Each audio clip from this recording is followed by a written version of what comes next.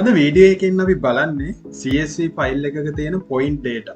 එහෙමත් නැත්නම් longitude, latitude data QGIS පාවිච්චි කරලා කොහොමද visualization එකක් බවට පත් කරගන්නේ කියලා. මේකෙදි මේ method එක අපිට fishing effort mapping වලදී, density mapping, environmental data analysis වගේ වැඩ ගොඩකදී ගොඩාක් වැදගත් වෙනවා. ඉතින් මේකදී අපේ ෆස්ට් ස්ටෙප් එක විදිහට අපිට කරන්න තියෙන්නේ QGIS වලට අපේ ෆයිල් එක CSV ෆයිල් එක ඉම්පෝර්ට් කරගන්න එක. මේකදී මතක තියාගන්න ඕනි දේ තමයි QGIS වලට Excel ෆයිල් එකක් ඉම්පෝර්ට් කරන්න බෑ. අපි අනිවාර්යයෙන්ම Excel ෆයිල් එකක් නම් තියෙන්නේ ඒක CSV ෆයිල් එකක් විදිහට සේව් කරලා ඊට පස්සේ තමයි අපි ඉම්පෝර්ට් කරන්න ඕනේ. මේකෙදි අමාද පාවිච්චි කරන CSV ෆයිල් එක සහ shape files Google Drive එකට අප්ලෝඩ් කරලා ඒකේ link එක description එකේ දාලා තියෙනවා. ඔයාලට පුළුවන් ඒ ටික download කරලා මාත් එක්කම අද tutorial එක කරන්න.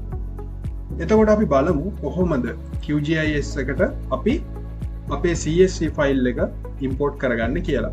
ඒකෙදි අපිට පුළුවන් data source manager පාවිච්චි කරලා ඒකේ අපේ ෆයිල් path එකට ගිහිල්ලා එතනින් අපේ ෆයිල් එක සිලෙක්ට් කරන්න.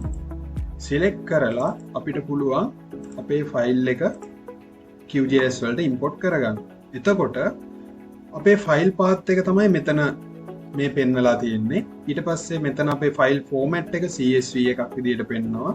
ඊට පස්සේ අපි දැන් මේක පොයින්ට් විදිහට අපිට ඇඩ් කරගන්න ඕනි නම් මෙතන ජියෝමෙට්‍රි ඩෙෆිනිෂන් වලට පොයින්ට් කෝඩිනේට්ස් කියන එක ටික් කරන්න. ඊට පස්සේ ඔයාගේ X field එක, ඒ කියන්නේ longitude field එක තියෙන කොලම් එක මෙතන සිලෙක්ට් කරලා ඊට පස්සේ ඔයාගේ latitude field එකට, ඒ කියන්නේ Y field එකට ඔයාගේ latitude තියෙන කොලම් එක මෙතන සිලෙක්ට් කරන්න. ඊට පස්සේ ඔයාට පුළුවන් මෙතනින් add කියන option එක press කරන්න. ඊට පස්සේ මේ window එක close කරාම අපිට පේනවා ඔයාගේ layer panel එකට මේ අපේ add කරගත්තු file එක ඇඩ් වෙලා තියෙනවා. ඊට පස්සේ දැන් මෙතන අපේ පොයින්ට් ටික ඇඩ් වෙලා තියෙනවා. අපි මීට අමතරව better visualization එකට අපි ඇඩ් කරගන්නවා අද EZ shape file එක. මේක තමයි EZ එක. ඊට පස්සේ අපි ඇඩ් කරගමු Pearl shape file එක. එතකොට ඔන්න අපි දැන් shape files දෙකක්ම ඇඩ් කරගත්තා. ඊට පස්සේ අපි හිතමු දැන් අපිට ඕනි මේ layers වල නම වෙනස් කරගන්න. අපි world shape file එකට දාගමු country boundaries කියලා. එතකොට අපිට පුළුවන් ඒකේ properties වලට ගිහිල්ලා මෙතනින් ඒක වෙනස් කරගන්න. country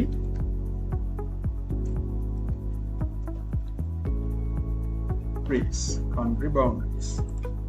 ඊට පස්සේ අපිට පුළුවන් අපේ EZ shape file එකේ නම ඕනනම් වෙනස් කරගන්න. ඒකට අපි අර same step ම තමයි use කරන්නේ. එතකොට අපිට පුළුවන් මෙතන EEZ කියලා apply කරන්න. එතකොට මෙන්න මේ විදිහට අපිට rename කරගන්න පුළුවන් layer එකක්. ඊට පස්සේ අපි මේ import කරගත්තු point ටික අපිට edit කරන්න බෑ. මොකද ඒක දැන් තියෙන shape file එකක් විදිහට නෙවෙයි. ඒ නිසා අපි එකටම කරන්න ඕනේ දේ තමයි මේ අපේ point data set එක shape file එකක් විදිහට මෙතනට export කරගන්න. එතකොට මෙහෙම ඔයාගේ කැමති ලොකේෂන් එකක් දීලා කැමති නමක් දීලා ඔයාට පුළුවන් ඒ shape file එක save කරගන්න. එතකොට ඒ point shape file එක ආයෙමත් ඔයාගේ layer panel එකට අලුතෙන් add වෙනවා අලුත් layer එකක් විදියට. ඒ layer එක add වුණාට පස්සේ ඔයාට පුළුවන් ඔයාගේ අර කලින් තිබ්බ, ඒ කියන්නේ ඔයා import කරගත්තු CSV file එක අයින් කරගන්න. ඔන්න අයින් කරගන්න පුළුවන්, නැත්තම් තියාගන්නත් පුළුවන්. ඒක ප්‍රශ්නයක් නැහැ. ඊට පස්සේ මෙතන දැන් අපිට අපි හිතමුකෝ අපේ point ටිකේ එකම color එකක් තමයි මෙතන තියෙන්නේ. හැබැයි ඔයාට ඕනි මේ color එක මොනවා හරි categories අනුව වෙනස් කරන්න. එහෙමනම් අපිට යන්න පුළුවන් properties වලට ගිහිල්ලා ඊට පස්සේ අපි යනවා symbology වලට. එතනින් මෙතන single symbol කියන එක තියෙන එක අපි වෙනස් කරගන්නවා categorize කියලා. ඊට පස්සේ මෙතන value column එක විදිහට අපි වෙනස් කරගන්නවාද geotype කියන එක. වෙනස් කරගෙන අපි හිතමුකෝ අපේ symbol එකේ නැත්තම් අපි use කරන marker එකේ size එක වෙනස් කරගන්න ඕනේ. එහෙමනම් අපිට මෙතනින් සයිස් එක වෙනස් කරගන්න පුළුවන්. ඊට පස්සේ ඕකේ කරනවා. ඊට පස්සේ මෙතනින් ක්ලාසිෆයි දුන්නාට පස්සේ අපේ තියෙන යුනික් කැටගරිස් ඔක්කොම ටික මෙතනට ඇඩ් වෙනවා. ඇඩ් වුණාට පස්සේ අපි හිතමුකෝ මෙතන තියෙන මේ මොකක් හරි කැටගරි එකක නමක් වෙනස් කරගන්න ඕනේ ඔයාගේ ලෙජන්ඩ් එකේ. කියන්නේ ලෙජන්ඩ් එකේදී ඔයාට හොඳ ටර්ම් එකක් යූස් කරන්න ඕනේ මොකක් හරි කැටගරි එකකට. එතකොට ඔයාට පුළුවන් මේක ඩබල් ක්ලික් කරලා ඔයාට ඕනි නම මෙතනට ඇඩ් කරගන්න. මෙන්න මේ වගේ. ඊට පස්සේ ඔයාට තියෙන්නේ ආයෙමත් මේක ඇප්ලයි දීලා ඕකේ කරන්න. එතකොට මේ බලන්න පුළුවන් අර කලර්ස් කිහිපයකින් තමයි අපේ මැප් එක පෙන්වන්නේ. අපි හිතමු ඔයාගේ මේ තියෙන පොයින්ට් ඩේටා ටික රාස්ටර් ෆයිල් එකක් කරගන්න ඕනේ. දැන් තියෙන්නේ මේ වෙක්ටර් ෆයිල් එකක් විදිහට. අපි මේක කරනවා රාස්ටර් ෆයිල් එකක් විදිහට. එහෙමනම් ඔයාට මෙතන processing tool box එකේ search කරන්න rasterize කියලා. එතකොට මෙන්න මේ එනවා tool එක. එතකොට අපේ input layer එක වෙන්නේ point. අපි හිතමු මෙතන අපේ field එක තමයි fishing hours. ඊට පස්සේ අපි මෙතන value එකක් දෙනවා 1 කියලා burn කරන්න. ඒක optional හැබැයි අපි මෙතන 1 කියලා දෙමු. ඊට පස්සේ මෙතන ඔයා select කරන්න ඕනේ output raster size unit එක. ඒක අපි දෙනවා pixel කියලා. ඊට පස්සේ මෙතන අපි දෙමු resolution වලට 1000ක්. ඊට පස්සේ height එකටත් දෙමු 1000ක්. ඊට පස්සේ අපිට තියෙන මේක run කරන්න කලින් ඔයාලට මේ ෆයිල් එක save කරගන්න ඕනි නම් ඒක select කරන්න ඕනි මෙන්න මෙතනින්. අපි ඒකත් save කරමු. ඒක raster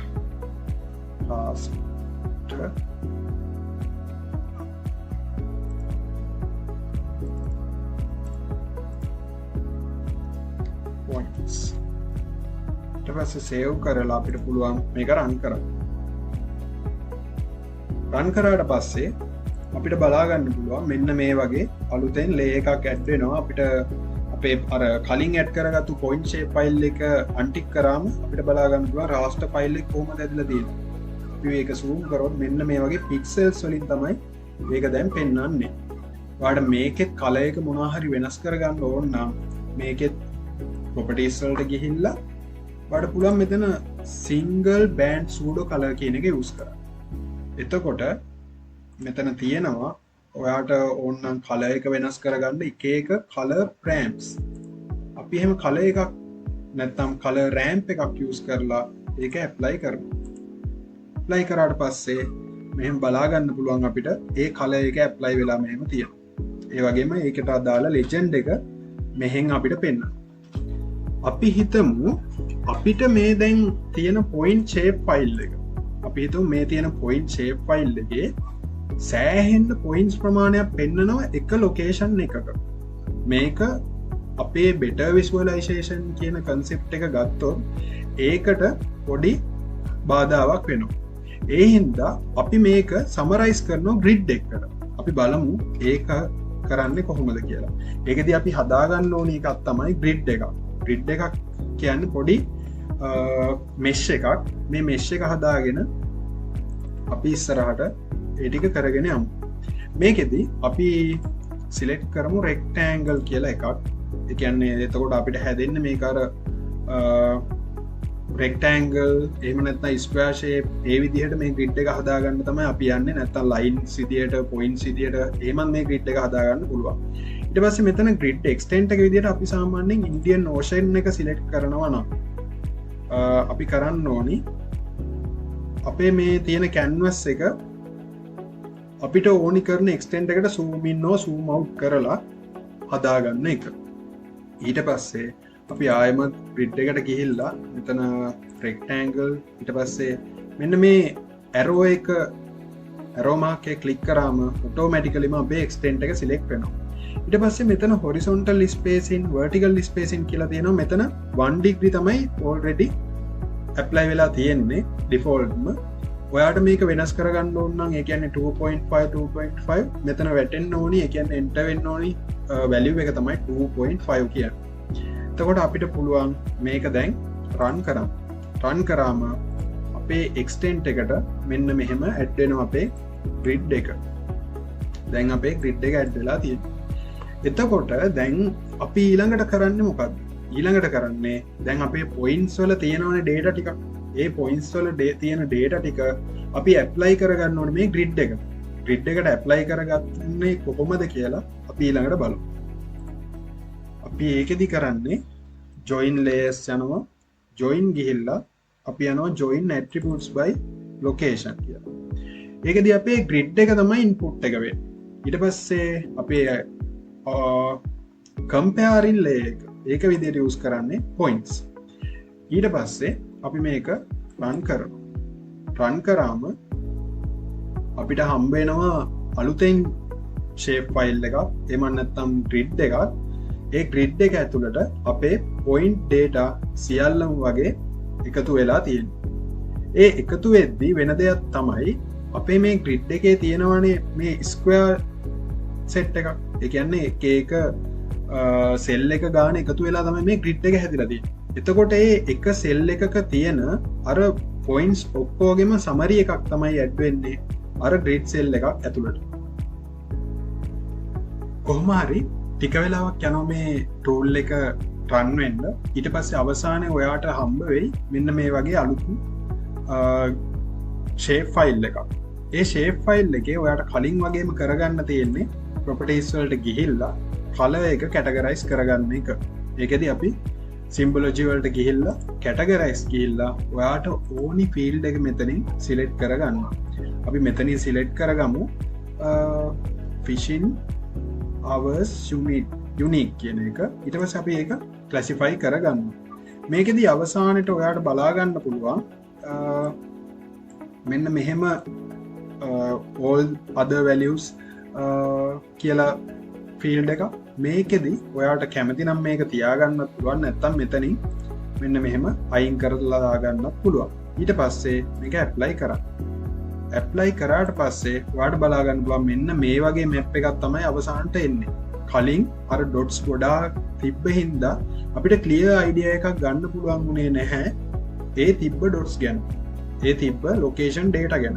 හැබැයි දැන් අපිට පුළුවන් clear idea එකක් ගන්න කොහොමද අපේ මේ අපි use කරපු parameter එක distribute වෙලා තියෙන්නේ කියලා. ඉතින් අපි දැන් map එක හදලා ඉවරයි. ඔයාට ඕනි නම් මේවට labels add කරගන්න පුළුවන්. ඊට පස්සේ labels add කරගෙන අපි තියෙන්නේ මෙතනින් අපේ map layout එක හදාගන්න එක.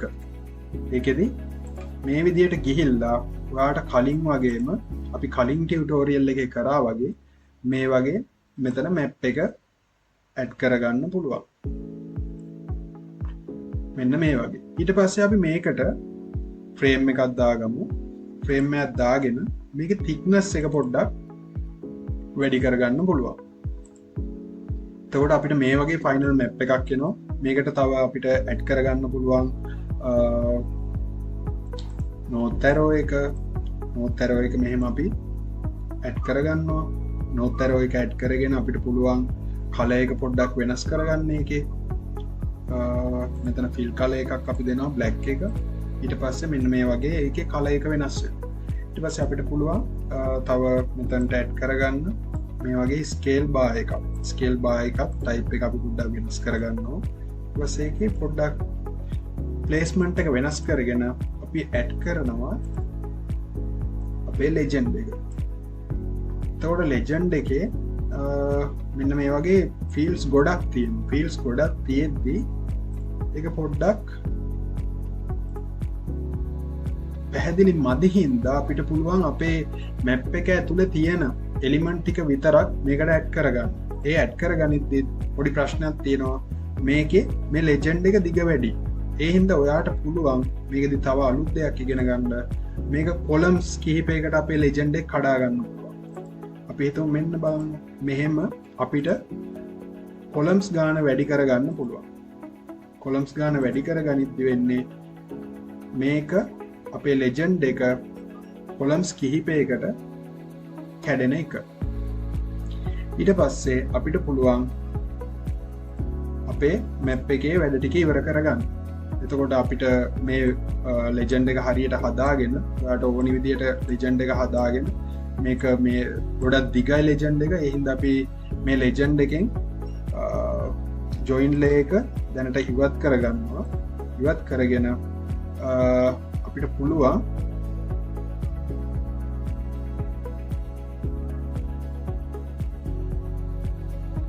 මේ මැප් එක එක්ස්පෝර්ට් කරගන්න. ඒකට අපිට මෙතන PNG එකක් විදියට මේ මැප් එක එක්ස්පෝර්ට් කරගන්න පුළුවන්. එහෙම නැත්නම් PDF එකක් විදියට හෝ SVG එකක් විදියට මේ මැප් එක එක්ස්පෝර්ට් කරගන්න පුළුවන්. එතකොට මම හිතනවා මේ වීඩියෝ එකෙන් ඔයාලා ඉගෙන ගන්න ඇති කොහොමද CSV ෆයිල් එකක් අපි ඉම්පෝර්ට් කරගන්නේ. ඒ CSV ෆයිල් එකේ තියෙන ලොකේෂන් data කොහොමද අපි විෂුවලයිස් කරගන්නේ. එතකොට ඒ විෂුවලයිස් කරගත්තට පස්සේ ඒ තියෙන මොනවා හරි පැරාමීටර් එකක් කොහොමද ඔයා විෂුවලයිස් කරන්නේ. ඊට පස්සේ ඒකෙන් මැප් එකක් හදන්නේ කොහොමද සහ ඒ මැප් එක එක්ස්පෝර්ට් කරන්නේ කොහොමද කියලා ඉගෙන ගන්න ඇති කියලා මම හිතනවා. ඉතින්